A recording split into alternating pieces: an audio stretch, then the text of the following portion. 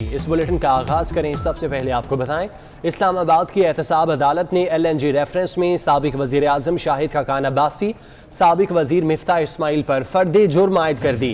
एहतसाब अदालत ने साबिक वजीर आजम शाहिद खाकान अब्बासी को चार्जशीट भी दे दी। शाहिद खाकान अब्बासी ने सेहत जुर्म से इनकार कर दिया। मिफ्ता इस्माइल पर भी फर्द जुर्म आयद कर दी गई है। इस्लामाबाद की एहतसाब अदालत ने LNG रेफरेंस में साबिक वज़ीर आज़म शाहिद खाकान अब्बासी, साबिक वज़ीर मिफ्ता इस्माइल पर फर्द जुर्म आयद कर दी।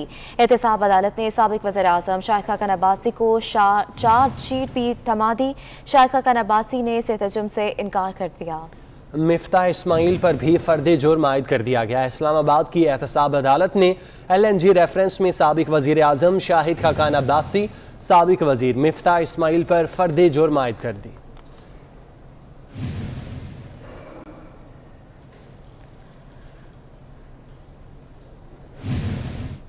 कराची में कश्मोर के हीरो ASI मोहम्मद बख्श के एजाज़ में तकरीब का इनेकाद किया गया। ASI मोहम्मद बख्श ने अपनी बहादुर बेटी के ज़रिए मुल्ज़िमों तक रसाई हासिल की।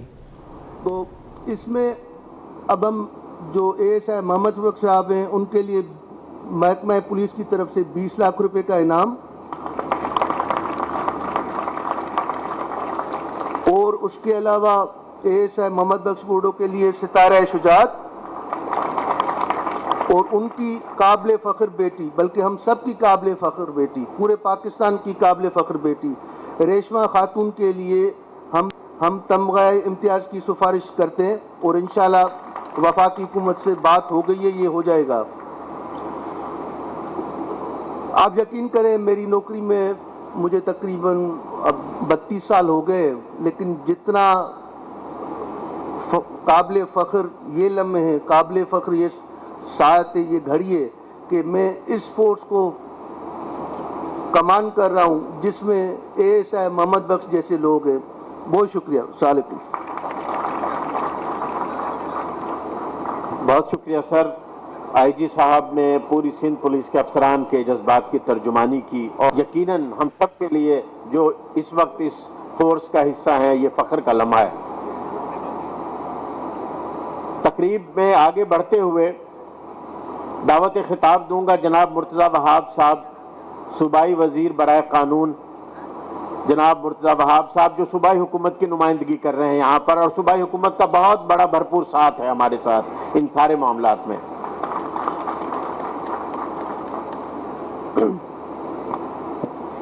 बिस्मिल्लाहिर्रहमानिर्रहीम। ASI मोहम्मद बख्श बुलड़ो साहब, आपकी बेटी, हम सबकी बेटी रेशमा, आपकी बहादुर बेगम साहिबा, इंस्पेक्टर जनरल साहब, पुलिस के बाकी अफसरान, एहलकार, मीडिया के दोस्त, अस्सलाम वालेकुम। मैं आज दरअसल वज़ीर आला सिंध को ख़ुद यहाँ पर आना था, बट अनफॉर्चुनेटली उनका चूँकि कोरोना वायरस का टेस्ट पॉजिटिव आया तो उन्होंने अपने आप को आइसोलेट कर लिया, की वजह से वो यहाँ हाजिर नहीं हो पाए। तो मैं उनकी नुमाइंदगी कर रहा हूँ और मैं सबसे पहले तमाम शुरका से रिक्वेस्ट ये करूँगा कि हम सबको बहैसियत कौम खड़े होकर इन लोगों को खिराज तहसीन पेश करना चाहिए, उनको सलूट करना चाहिए।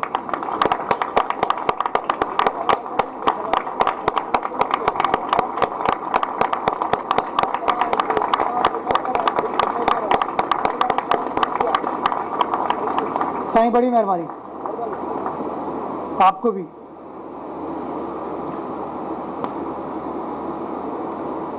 जब ये अनफॉर्चुनेट वाक़या मंजराम पे आया और जिस तरीके से समझा सिंध पुलिस ने, इस बहादुर ख़ानदान ने, कश्मीर पुलिस कार्रवाई की,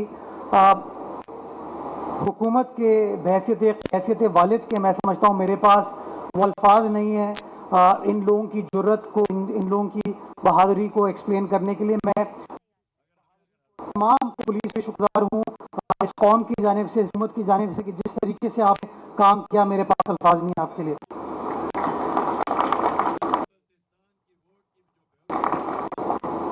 मैं समझे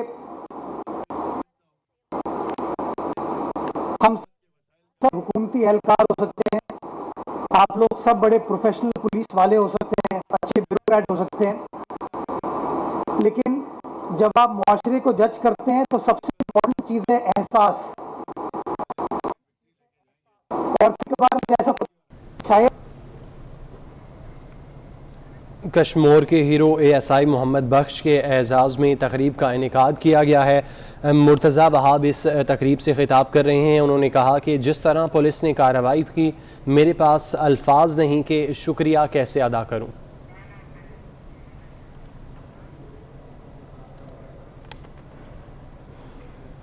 बुलेटिन में आगे बढ़े और आपको बताएं, गैर हतमी गैर सरकारी नताइज के मुताबिक गिलगित बल्तिस्तान इलेक्शन में तहरीक इंसाफ सबसे आगे है। PTI 10 नशिस्तें जीत गई, 7 हलकों में आज़ाद उम्मीदवार कामयाब हुए। पीपल्स पार्टी ने 3 नशिस्तें जीत लीं। PTI की इत्तेहादी MWM 1 नशिस्त पर कामयाब हुई। नून लीग सिर्फ 2 सीटें ही जीत सकी। गिलगित बल्तिस्तान के इलेक्शन है। गैर हतमी गैर सरकारी नताइज के मुताबिक इलेक्शन में तहरीक इंसाफ सबसे आगे है। PTI 10 नशिस्तों पर कामयाब रही, जबकि 7 हलकों में आज़ाद उम्मीदवार कामयाब हुए। पीपल्स पार्टी ने 3 नशिस्तें जीती। PTI के इत्तेहादी MWM 1 नशिस्त पर कामयाब हुई, जबकि नून लीग ने सिर्फ 2 सीटें जीती।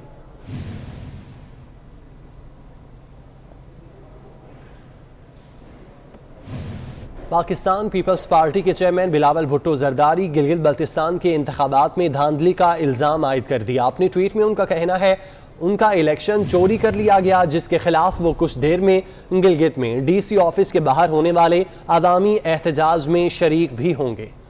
पाकिस्तान पीपल्स पार्टी के चेयरमैन बिलावल भुट्टो जरदारी गिलगित बल्तिस्तान के इंतखाबात में धांधली का इल्ज़ाम आयद कर दिया। अपने ट्वीट में उनका कहना है कि उनका इलेक्शन चोरी किया गया है, जिसके खिलाफ वो कुछ देर में गिलगित बल्तिस्तान में DC ऑफिस के बाहर होने वाले अवामी एहतजाज में शरीक भी होंगे।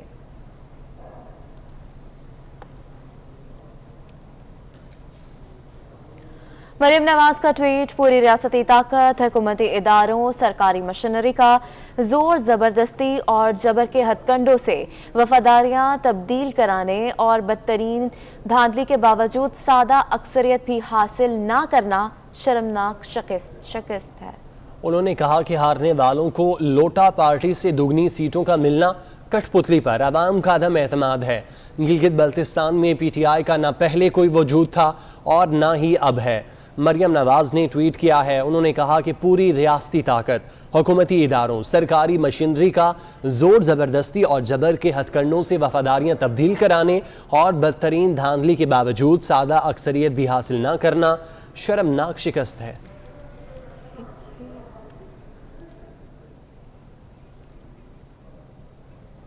मौलाना फजलुर रहमान ने गिलगित बल्तिस्तान इंतखाबात के नताइज को मुस्तरद कर दिया। मौलाना फजलुर रहमान ने गिलगित बल्तिस्तान इलेक्शन के नताइज का मामला PDM इजलास में उठाने का फैसला कर लिया। मौलाना फजलुर रहमान ने गिलगित बल्तिस्तान के इंतखाबात के नताइज को मुस्तरद कर दिया है, जबकि मौलाना फजलुर रहमान ने गिलगित बल्तिस्तान इलेक्शन के नताइज का मामला PDM के इजलास में उठाने का भी फैसला कर दिया है। PDM का इजलास है जिसमें ये मामला उठाया जाएगा। मौलाना फजलुर रहमान ने नताइज को मुस्तरद कर दिया है।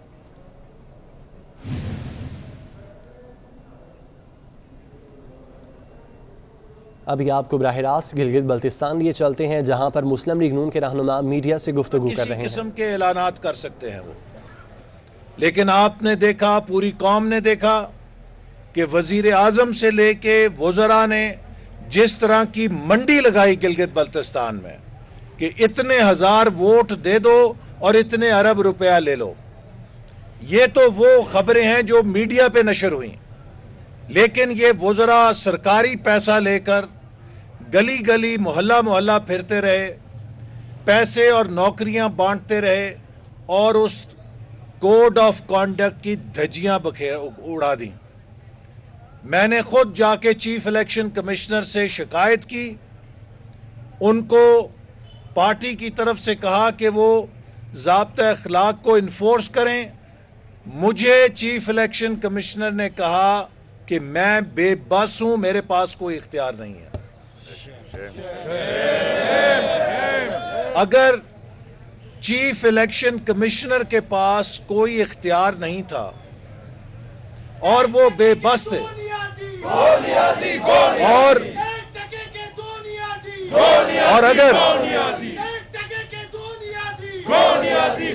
एक डेकोरेशन पीस के तौर पे चीफ इलेक्शन कमिश्नर को रख के ये ड्रामा और नाटक रचाना था, तो फिर इसकी भी जरूरत नहीं थी कि चीफ इलेक्शन कमिश्नर को भी बदनाम किया गया है, उनकी भी हैसियत को मुतनाज़े बना दिया गया है। और वो ज़ाब्ता अखलाक जहां वज़रा ने तोड़ा, वहां प्राइम मिनिस्टर ने भी न सिर्फ उस ज़ाब्ता अखलाक को तोड़ा, बल्कि गिलगित बल्तिस्तान के साथ एक बहुत बड़ा फ्रॉड किया प्राइम मिनिस्टर ने। इस्लामाबाद में एक मीटिंग हुई जिसमें पूरी मुल्क की क़यादत शरीक हुई, हुकूमती क़यादत और अपोजिशन की क़यादत। इस सियासी क़यादत के साथ अस्करी क़यादत भी शरीक हुई, जिसमें आर्मी चीफ जनरल कमर बाजवा और DGISI जनरल फैज हमीद भी शरीक थे। इस मीटिंग में कौमी सतह पर इत्तेफाक राय से तय किया गया कि इलेक्शन के बाद पूरे मुल्क की क़यादत बैठेगी और वो कश्मीर के मसले को पेश नजर रखते हुए गिलगित बल्तिस्तान को सूबा बनाने का हल इत्तेफाक राय से निकालेगी। ये वो कौमी इत्तेफाक राय था जिसके नतीजे में इलेक्शनों के बाद गिलगित बल्तिस्तान को उसका हक मिलना था और कश्मीर की जो हमारे मुकदमे का मौकफ है उस पर भी कोई असर ना पड़ता और आज़ाद कश्मीर के अवाम की ताईद भी हम उस साल के लिए हासिल करते। पूरे मुल्क की कौमी क़यादत ने फैसला किया था कि इलेक्शन के दौरान इस मसले को नहीं छेड़ेगा कोई फरीक, इलेक्शन के बाद सब मिलकर कौमी इत्तेफाक राय के जरिए गिलगित बल्तिस्तान का ऐसा हल निकालेंगे जो गिलगित बल्तिस्तान के लिए भी काबिल कबूल होगा और आज़ाद कश्मीर के लिए भी काबिल कबूल होगा। इस कौमी इत्तेफाक राय में हमारी अस्करी क़यादत भी शरीक थी। इस नेशनल कंसेंसस को वज़ीर आज़म ने रेज़ा रेज़ा कर दिया और अपने सियासी फ़ायदे के लिए गिलगित बल्तिस्तान में आके अबूरी सूबे का ऐलान कर दिया। शेड्यूल जारी होने के बाद ऐलान किया और उस जलसे में ऑपोजिशन के खिलाफ बोला और वो एक फौजी तकरीब थी। उस फौजी तकरीब के अंदर उन्होंने सियासी तकरीर की और ऑपोजिशन को गद्दार करार दिया और उस तकरीर का नतीजा ये निकला कि पूरी आज़ाद कश्मीर की क़यादत ने इस्लामाबाद में बैठ के गिलगित बल्तिस्तान के लिए सूबे की तजवीज़ की मुखालफत कर दी। वज़ीर आज़म ने इस सियासी चाल से जो उन्होंने चली, गिलगित बल्तिस्तान के सियासी मुस्तकबिल को मुतनाज़े बना दिया और आज़ाद कश्मीर के अंदर एक तनाज़ा खड़ा कर दिया। जबकि पूरी कौमी क़यादत ने यह वादा किया था कि हम इलेक्शन के बाद मिलकर इत्तेफाक राय से एक ऐसा हल निकालेंगे जो गिलगित बल्तिस्तान और आज़ाद कश्मीर के अवाम को काबिल कबूल होगा। अगर उस इत्तेफाक राय पे पैरा दिया जाता तो आज ये तनाज़ा ना खड़ा होता। अब आज़ाद कश्मीर के अंदर इलेक्शन होने वाले हैं और वहां पे ये तनाज़ा अगर खड़ा हो गया तो आप मुझे बताएं कि क्या ये गिलगित बल्तिस्तान के अवाम से दोस्ती की है या दुश्मनी करके गए? तो ये इस अंदाज में गिलगित बल्तिस्तान के मुस्तकबिल से खेलते रहे हैं।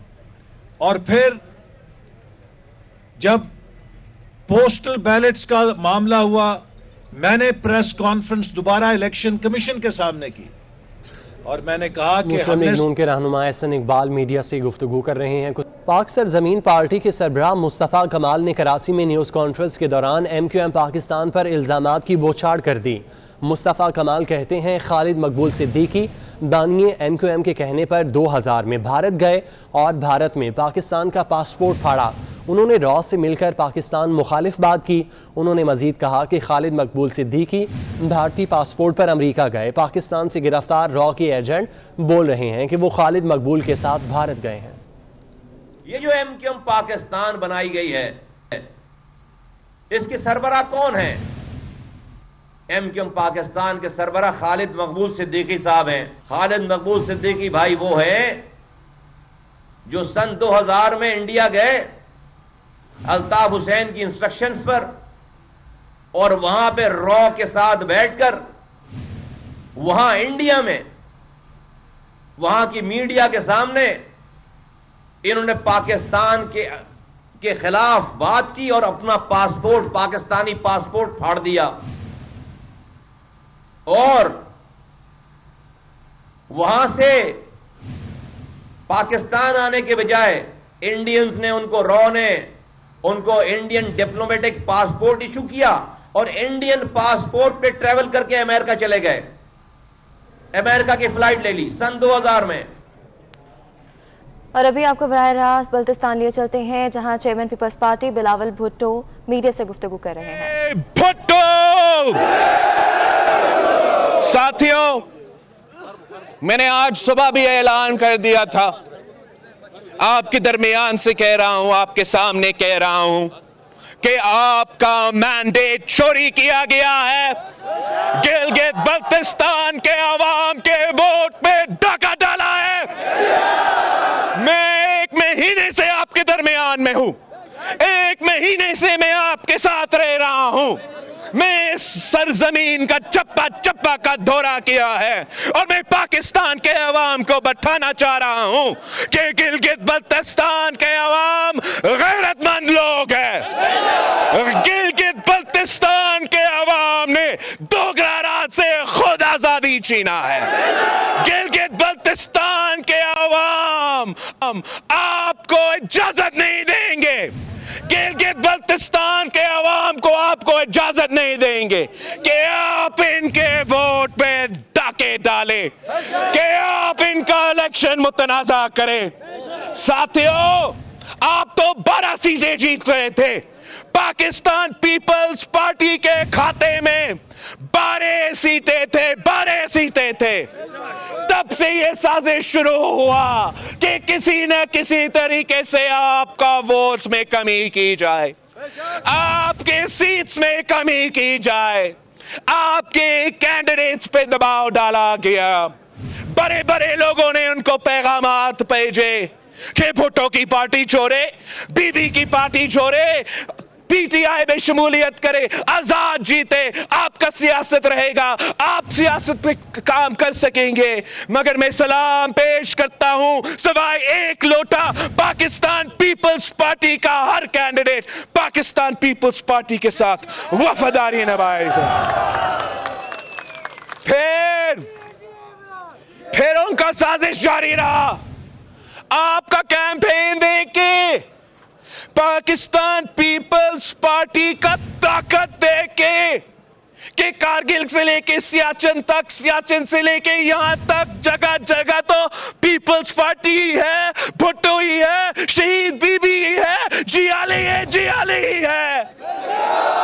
तो फिर वो घबराना शुरू कर गए। फिर उन्होंने सामने आ गए, कानून का खिलाफ वर्जी करना शुरू कर दिए। वजीर एक के बाद एक पहुंचना शुरू हो गए।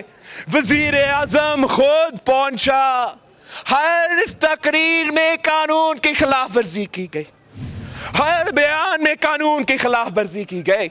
मगर ये इलेक्शन कमीशन जिसका हम इज्जत करते थे, इन लोगों को जिनका हम इज्जत करते थे, जिनका काम था धांधली को रोकना, जिनका काम था आपका वोट का तहफ़्फ़ुज़ करना, जिनका काम था गिलगित बल्तिस्तान के अवाम के वोट पे डाके डालने को इजाजत नहीं देना, हुकूमत को रोकने के बजाय, वज़रा के रोकने के बजाय वो हुकूमत के साथ खड़े रहे और अपोजिशन को निशाना बनाए थे। इस्लामाबाद जाके इस्लामाबाद जाके प्रेस कॉन्फ्रेंस करते हैं तो किसके खिलाफ करते हैं?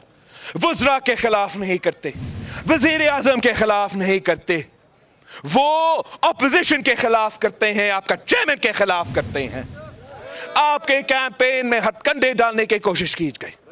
रातों रात जमील भाई के सीट पे धांधली करके 2 वोट से पीटीआई को जितवाने की कोशिश कर रहे हैं। क्या आप इसको इजाजत देंगे? क्या मुतालबा करेंगे कि हर वोट की गिनती हो? आप आपके वोट पे डाके डालने की कोशिश करेंगे? यासीन के सरजमीन पे, लालच चांद की सरजमीन पे वोट पे डाके डालने की कोशिश की जा रही है। बैलेट बॉक्स के चोरी कर रहे हैं। क्या आप इनको ये इजाजत देंगे? स्कर्दू में, गिलगित सिटी में फिरके वरानियत फैलने की कोशिश की गई। क्या आप इनको आपकी किस्मत के साथ ऐसे खेलने देंगे? आप मेरे भाई हो, ये मेरे सरजमीन है, मैं आपके साथ खड़ा हूं। मैं आपके हुकूक पे सौदाबाजी नहीं कर सकता हूं, मैं आपका वोट पे सौदा नहीं कर सकता हूं, मैं गिलगित बल्तिस्तान के अवाम को नहीं छोड़ सकता हूं। मैं आपके साथ खड़ा हूं, मैं आपके जद्दोजहद में आपके साथ खड़ा हूं। जो रातों रात पे धांधली की गई, हम उस धांधली को भी रोकेंगे। जो अभी जारी धांधली है, आपसे जो 3 सीटें अभी भी चोरी करने की कोशिश कर रहे हैं, हम उनको वो 3 सीटें चोरी करने की कोशिश नाकाम करवाएंगे। आपका एहतजाज यहां होगा, जगह जगह होगा, जहां भी धांधली हुआ है,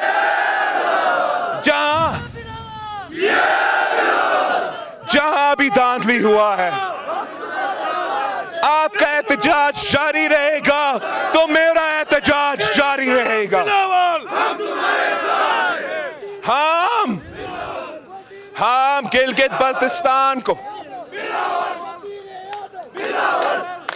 हम गिलगित बल्तिस्तान को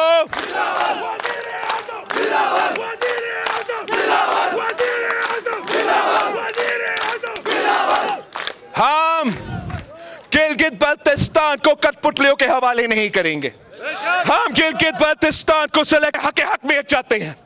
गिलगित बल्तिस्तान के अवाम हक मलकियत चाहते हैं। गिलगित बल्तिस्तान के नौजवान अपने हक के रोजगार चाहते हैं। वो किसी कठपुतली को अपने हक छीनने नहीं देंगे, वो किसी सिलेक्टेड को अपना हक छीनने नहीं देंगे, वो किसी सिलेक्टर को अपना हक छीनने नहीं देंगे। हम अपना इलेक्शन कैंपेन जारी रख रहे हैं, हम एहतजाज जारी रख रहे हैं। हम अपने छीने हुए सीट्स वापस लेके घर जाएंगे, वरना बैठेंगे और बैठेंगे। मैं आपको बताऊं कि उनको पता था कि पीटीआई गिलगित बल्तिस्तान में 0 है। उनको पता था कि इनका साफ शफाफ इलेक्शन में एक ही सीट बनता था। यहां तक कि धांधली करने के बावजूद अभी तक उनको वाज़ेह मैंडेट नहीं दी गई। इन्होंने पीटीआई के लिए जो कर सका वो कर दिया। उनको ना सिर्फ पीटीआई को कुछ सीट्स दिए, मगर इसलिए उनको पता था कि धांधली करके भी वो पीटीआई को दूसरे सीट से नहीं जितवा सकते। वहां शायद इंडिपेंडेंट उम्मीदवारों को सपोर्ट किए गए, मगर हम जानते हैं, आप जानते हैं कि गिलगित बल्तिस्तान के अवाम कहां करें। पूरे पाकिस्तान को पता है कि गिलगित बल्तिस्तान के अवाम कहां रहे।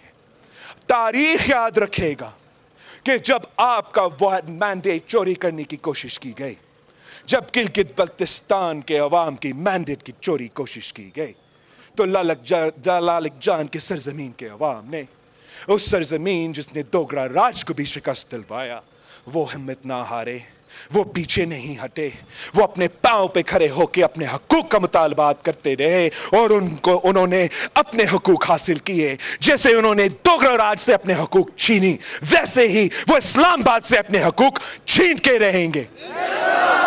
ये कठपुतलियों का पोजीशन ये है कि उनको तो अंदाजा ही नहीं था कि उनका हुकूमत बन सकता, कि वो इलेक्शन जीत सकता।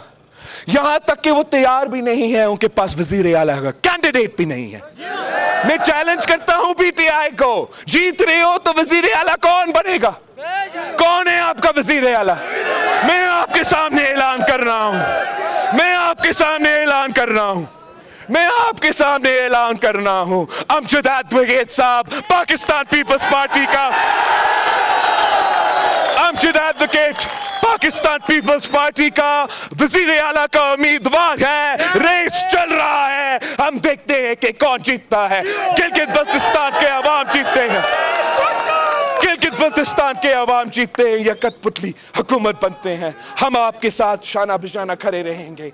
आप अपना एहतजाज तेज करें, आप अपना तहरीक तेज करें। इंशाअल्लाह ताला यहां से हम आपके चोरी हुए सीट वाके ना ले सके तो आपका रुख इस्लामाबाद की तरफ होगा, आपका रुख इस्लामाबाद की तरफ होगा। हम साथ निकलेंगे, हम साथ एहतजाज करेंगे। यहाँ के पहाड़ों के आवाज नहीं सुनेंगे तो हम पहाड़ों को उन तक पहुंचाएंगे, उनको हिला के रहेंगे। हम दिखाएंगे कि गिलगित बल्तिस्तान के अवाम बिकने वाले नहीं हैं। गिलगित बल्तिस्तान के अवाम में वो गैरत है, वो ताकत है कि आपके सोच से भी बाहर है। आप इस इलाके को जानते ही नहीं। ये मेरे भाई और बहन हैं, मैं इनका वोट का तहफ़्फ़ुज़ करूंगा, इनका हक का तहफ़्फ़ुज़ करूंगा। हमारे ऊपर बहुत प्रेशर है, बहुत प्रेशर है। हम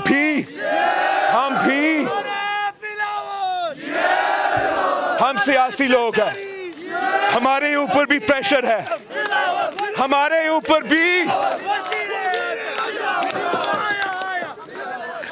ऊपर भी बहुत सा प्रेशर है, आपकी तरफ से प्रेशर है। हम तो सियासी लोग हैं, जब हम प्रेशर में आते हैं हम भी जज्बाती होते हैं, हम भी जज्बाती फैसले लेते हैं। आप हमें मजबूर ना करें कि हम एक्सट्रीम पोजीशंस पे आ जाए, आप हमें मजबूर ना करें। पाकिस्तान पीपल्स पार्टी इस मुल्क का वाहिद असली सियासी और जमहूरी जमात है।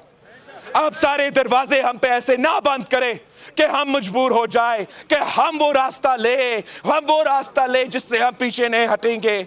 हम वो रास्ता ले जो मुश्किल रास्ता है, जो जिद्दोजहद का रास्ता है, मगर जीत का रास्ता है। आप हमें मजबूर ना करें। मैंने पहले भी कहा, अपना प्रेस कॉन्फ्रेंस में भी कहा था कि गिलगित बल्तिस्तान के अवाम पे भरोसा करो, एतमाद करो, इनका फैसला मानो, वरना कॉन्सिक्वेंसेस होंगे जो ना आप और मैं संभाल सकूंगा। आप सबका बहुत शुक्रिया। हम साथ हैं इस एहतजाज में। इंशाअल्लाह ताला आज रात फिर मैं प्रेस कॉन्फ्रेंस से तफसील में बात करूंगा और बाकी जो फैक्ट्स है मैं मुल्क के सामने रखूंगा। तब तक जिए भुट्टो।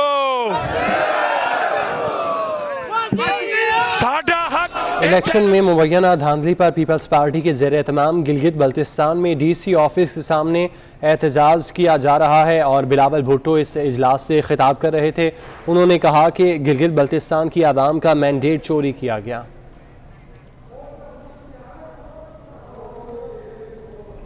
स्पीकर पंजाब असेंबली चौधरी परवेज इलाही से वफाकी वज़ीर मजहबी अमूर नूरुल हक कादरी, खतीब बादशाही मस्जिद अब्दुल कबीर आज़ाद ने मुलाकात की और चौधरी शुजात हुसैन की खैरियत दरियाफ्त की है। चौधरी परवेज इलाही का कहना था, उलमाए कराम पाकिस्तान की सलामती, इत्तेहाद और इस्तेकाम के लिए इकट्ठे हों, पेचीदा मसाइल को उलमा दानिशमंदी से सुलझाएं।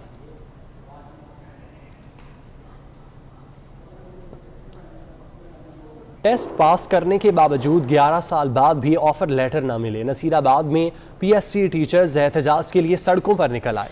मुजाहिरीन ने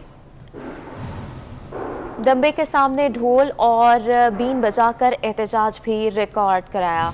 तो आपको बता रहे हैं, टेस्ट पास करने के बावजूद 11 साल बाद भी ऑफर लेटर्स नहीं मिले। नसीराबाद में PST टीचर्स एहतजाज कर रही हैं। मुजाहिरीन ने दुम्बे के सामने ढोल और बीन बजाकर एहतजाज रिकॉर्ड कराया।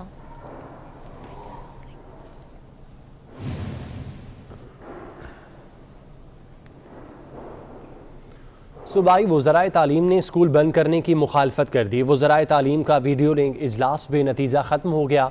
वज़ीर तालीम शफ़कत महमूद का कहना है, 23 नवंबर को सर्दियों की तातीलात और स्कूलों की बंदिश के हवाले से हतमी फ़ैसला होगा। 23 नवंबर को सर्दियों की तातीलात और स्कूलों की बंदिश के हवाले से हतमी फ़ैसला होगा। 23 नवंबर को सर्दियों की तातीलात और स्कूलों की बंदिश के हवाले से हतमी फ़ैसला होगा। कोरोना की दूसरी लहर शदीद होने पर वजीर तालीम शफकत महमूद की ज़ेर सदारत बैनुल-सूबाई वज़राए तालीम कॉन्फ्रेंस हुई, जिसमें छुट्टियों या स्कूलों की बंदिश के हवाले से कोई हतमी फैसला नहीं हो सका। इजलास में NCOC हुकाम ने कोरोना के फैलाव पर मुल्की, रीजनल और बैनुल अक़वामी सूरत हाल पर तफसीली ब्रीफिंग दी। सेक्रेटरी नेशनल हेल्थ सर्विसेज ने भी अपनी सिफारिशात बैनुल-सूबाई वज़राए तालीम कॉन्फ्रेंस को पेश की। मौजूदा इजलास में सूबाई वज़राए तालीम ने स्कूल बंद करने की मुखालफत की। सेक्रेटरी हेल्थ ने सिफारिश की कि तमाम वज़रा अगली मीटिंग से कबल अपने मुताल्लिका हेल्थ अथॉरिटीज से मुशावरत करके अपनी सिफारिशात तैयार करें। वफाकी वज़ीर तालीम शफकत महमूद का कहना है कि 23 नवंबर को सर्दियों की तातीलात और स्कूलों की बंदिश के हवाले से हतमी फैसला होगा। आइंदा हफ्ते स्कूलों की मौजूदा सूरत हाल के जायजा के बाद बंद करने या न करने का फैसला हो सकता है। वलीद चौधरी, 24 न्यूज़, इस्लामाबाद।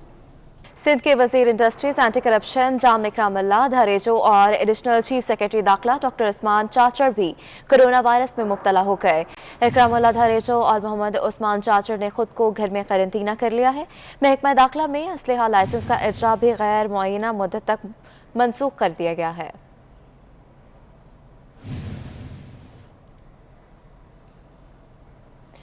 शहर कायद कराची में कोरोना केस आने पर 21 स्कूल बंद किए जा चुके हैं। उनमें 14 सरकारी और 7 निजी स्कूल शामिल हैं।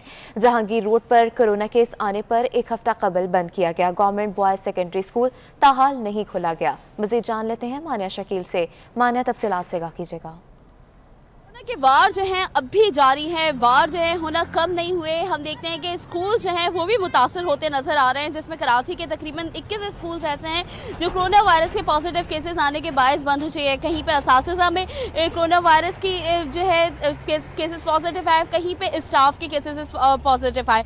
जहाँ पे हम देखते हैं कराची के 21 स्कूल बंद हुए, वहाँ पे 7 जो है वो निजी स्कूल है, जबकि उनमें से 14 स्कूल जो है वो सरकारी स्कूल है। अभी यही सिलसिला बाकी है, जबकि गवर्नमेंट की तरफ से ये हिदायत दी गई थी कि तमाम स्कूल को डिसइंफेक्ट किया जाए, क्लासेस को डिसइंफेक्ट किया जाए और बच्चों को मास्क पहनने की हिदायत दी गई थी। साथ साथ जो है स्कूल में कोरोना वायरस के लिए सोशल डिस्टेंसिंग का भी ख्याल करना ज़रूरी था, जिसके बायस जो हम देखते हैं कई स्कूलों में ये चीज़ें पाबंदी के साथ तो हुई, लेकिन कई स्कूलों पे ना होती भी नजर आई। जहाँ पे हमने देखा कि मुताद स्कूल, जहाँ पे 5 स्कूल ऐसे थे मलीर के जो कि बंद कर दिए गए। गुलिस्तान जौहर का कराची पब्लिक स्कूल भी बंद किया गया, जबकि जो है सचल गोट की जानिब जो है जो स्कूल मौजूद हैं गवर्नमेंट बॉयज़ स्कूल्स, वो भी बंद कर दिया गया। आज जो है जहांगीर रोड का बॉयज़ स्कूल जो है वो खुलना था, जबकि वो आज भी बंद है। एक हफ्ते का नोटिस दिया गया था कि एक हफ्ते के नोटिस के बाद। लाहौर में सस्ती चीनी भी शहरियों को महंगी पड़ने लगी। शहरियों ने यूटिलिटी स्टोर्स पर मिलने वाली चीनी बारीक होने का शिकवा कर दिया। शहरियों का कहना है कि चीनी बारीक होने से ज़्यादा इस्तेमाल करना पड़ती है। मज़ीद तफसीलात नबील मलिक से जान लेते हैं। नबील, बताइएगा लोगों का मज़ीद क्या कहना है। आज शहर के यूटिलिटी स्टोर्स पर चीनी की दस्तयाबी की सूरत हाल कुछ इस तरह से है कि छोटे बड़े यूटिलिटी स्टोर्स पर चीनी के स्टॉक तो दस्तयाब है, लेकिन ख़रीदार इंतहाई कम हो गया। और उसकी वजह यह है कि लाहौरियों की जानिब से जो है बारीक चीनी को मुस्तरद कर दिया गया है। और ज़्यादातर लाहौरियों का ये कहना है कि जो यूटिलिटी स्टोर पर चीनी दस्तयाब है उसकी क्वालिटी पर उनको एतराज़ है। वो इतनी बारीक और पाउडर फॉर्म में वो चीनी है कि वो उस पर एतमाद नहीं करते, और कीमत कम होने को अगर वो देखें तो वो सस्ती चीनी तो है, लेकिन उसकी क्वालिटी के ऊपर लाहौरियों ने एतराज़ किया। लाहौरियों का ये कहना है कि शहर की ओपन मार्केट में जो मोटी चीनी है वो 110 रुपये किलो फ़रोख्त की जा रही है।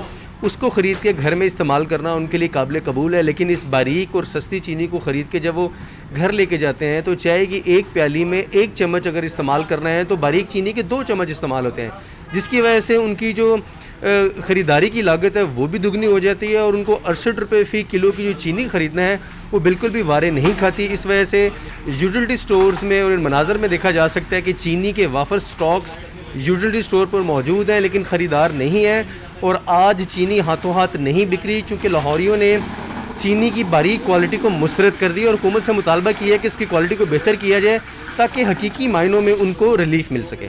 जी बहुत शुक्रिया नबील मलिक अपडेट करने के लिए। न्यूज़ स्टूडियो से फिल वक्त इतना।